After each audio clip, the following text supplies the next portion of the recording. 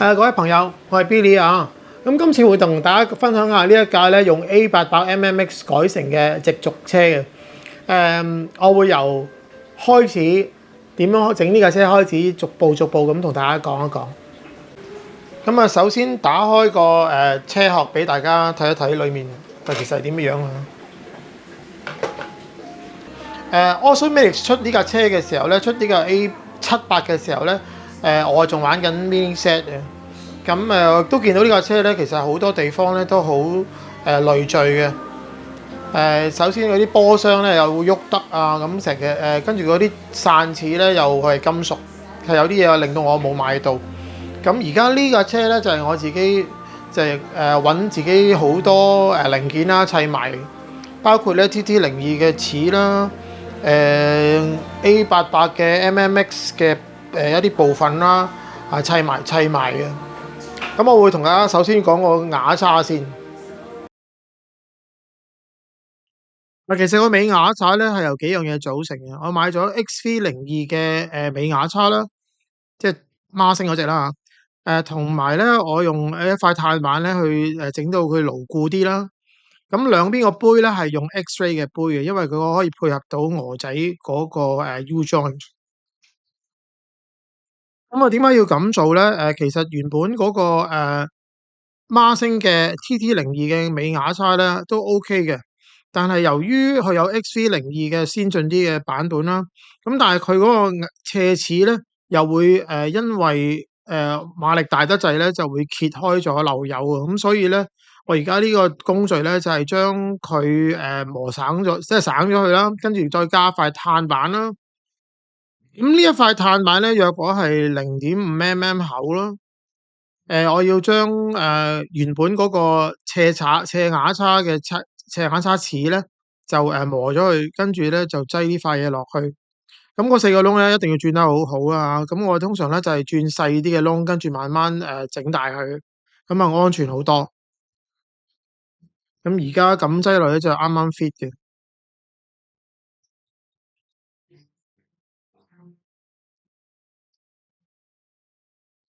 咁亦都要久唔久檢查下啦，一路轉螺絲落去就發現，即係睇下佢咧4個窿有冇移咗位啦，咁等等。咁嗰個平頭螺絲位係點樣整出嚟咧？就係我用個咁嘅工具咧，即係轉台佢度磨佢出嚟。咁要肯定咧，嗰4粒螺絲咧係冚晒入去，就唔會干預到佢旋轉。咁我用3千油嘅。因為咧，佢原本嗰個空間咧係比較狹窄，如果3千油其實都足夠。咁完成咗之後咧，就應該係咁嘅樣咯。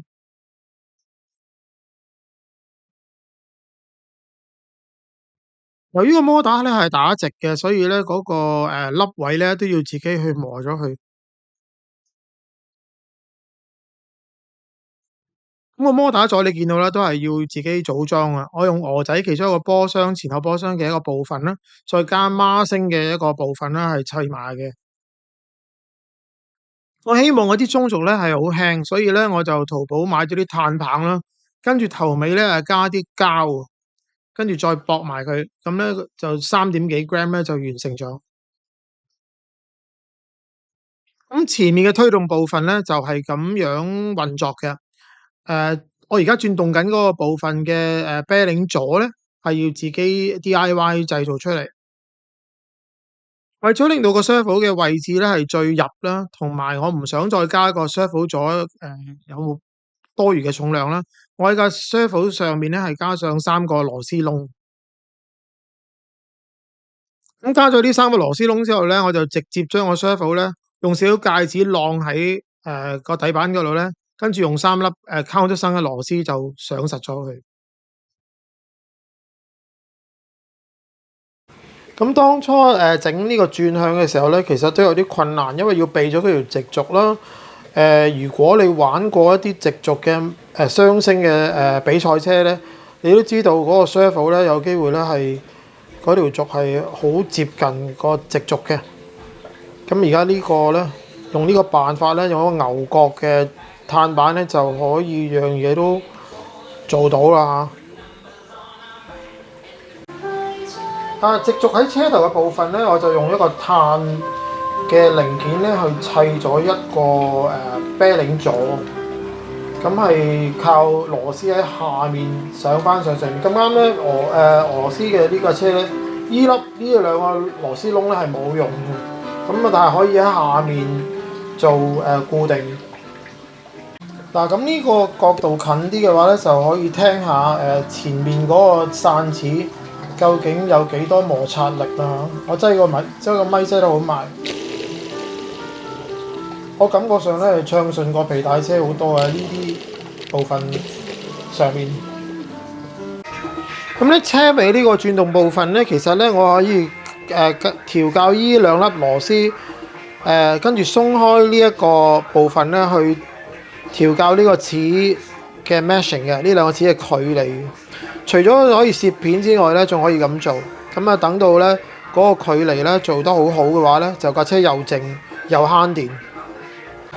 嗱，拆咗二樓板嘅螺絲咧，其實咧我就可以成組嘢咧攞出嚟，咁嗰條軸自然就甩開㗎啦嚇。咁其實我就係如果擠翻落去嘅話咧，我就插翻入去擠落去就可以。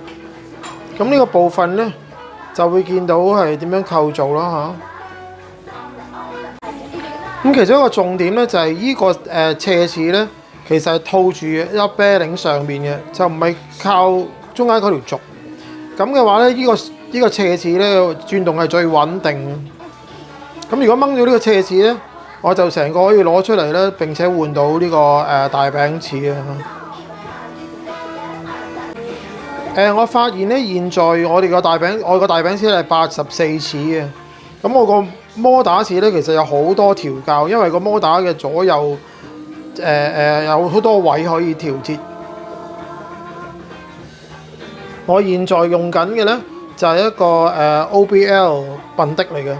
咁呢個 Bandit 摩打咧就通常啲人就係話5.5嘅齒比，而家我係真係做到5.5。咁如果我要更加近 Brinky 嘅話咧，咁我就可以換一啲大啲嘅摩打齒，去到50幾齒都仲可以。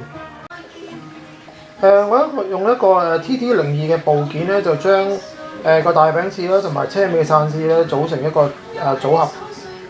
咁我只要拆咗呢一粒機米咧，呢粒機米係通過對面嘅，就可以咧套咗呢個圈出嚟咧，就拆呢個部分出嚟換大餅齒。咁而家嗰粒啤領咧係咁啱擠咗喺呢一度，所以嗰個二樓板咧係有固定呢粒啤領嘅作用。咁我而家用緊40齒嘅摩打齒。咁其實呢啲都好容易買到。咁我發現而家嗰個摩打齒同埋個大餅齒嘅meshing 咧，即係個距離咧係好容易調校同埋好準確。佢唔好似皮帶車咁咧，偶然都會有啲出入。但係呢個真係好容易調校。因為我用咗孖星嘅呢一塊摩打齒板咧。咁嗰個摩打嘅出入咧，其實有好多位可以調校。咁我最近咧就試緊唔同嘅二樓板嘅形狀，去令到架車有適當嘅扭動。原本呢188R 嗰架車嗰個二樓板咧都係有唔同嘅選擇。咁而家呢個我諗我都需要再慢慢鑽研下。呢一塊二樓板咧，俾我感覺咧就係其實架車都仲係有少少 understeer， 即係唔夠轉向。咁可能咧要後面軟啲、前面硬啲等等嘅辦法咧，令到架車嘅扭動好啲。咁車軸嘅下面咧，條直軸嘅下面咧，其實有啲位咧係要塞鬼咗佢嘅，因為如果唔係嗰個電咧就會碰到嗰條直軸嘅。咁所以有啲嘢咧可以擁住嚿電，咁是但揾呢啲咁嘅東西都可以，電容都可以擠埋呢個位。咁你可以見到咧，其實直軸嘅車咧，佢嗰啲電子零件啦，包埋電池、摩打呢啲，係其實真係喺架車嘅好中央。咁嗰個重量分佈其實好好。咁點樣裝翻去二樓板咧？我只要需要插翻嗰條軸入去後面咧，跟住咧就擠喺瞄準前面咧。擠翻喺呢個前軸嘅部分啦。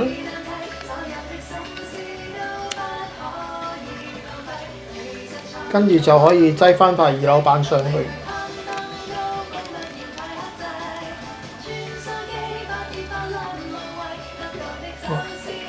跟住上翻螺絲就可以。咁咧總共有1、2、3、4、5、6、7、8、9、10粒螺絲咧，我就可以再整翻好呢塊二樓板。嗱，呢個車換呢個大餅齒咧係的確有啲麻煩嘅，但係換呢個摩打齒咧就相當方便。我久唔久咧都會拆咗個摩打齒出嚟咧，就 check 下咧究竟啲轉動部分係咪暢順。因為咧唔會好似皮帶車咁咧咁容易檢查到啊！呢個咧就係嗰啲斜齒咧有機會太近或者太鬆咧令到架車一係就嘈，一係就好嘥電。咁成日久唔久 check 下咧都好重要。咁啊安裝摩打齒呢架車嚟講係特別容易啊！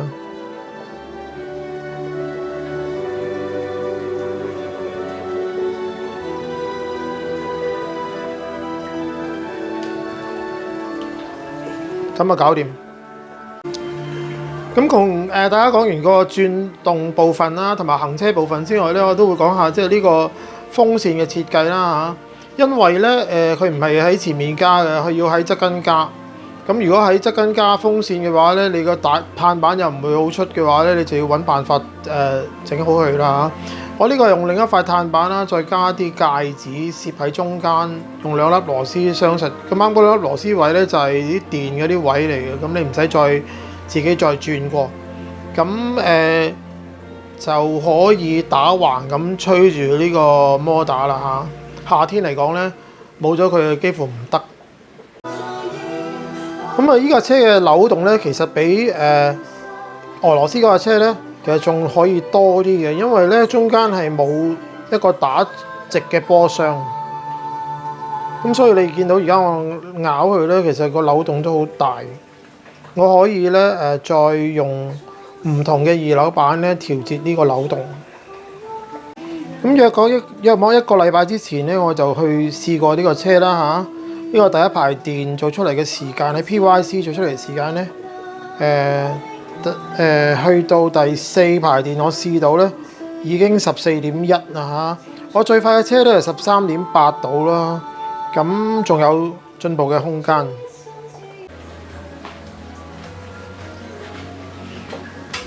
咁啊，遙控車嘅有趣地方咧，唔單止你就咁買架車翻嚟砌，跟住去放咁簡單嘅，仲有好多咧可以自己改動啦，又一路改動一路測試啦，咁令到呢個嗜好咧特別有趣味。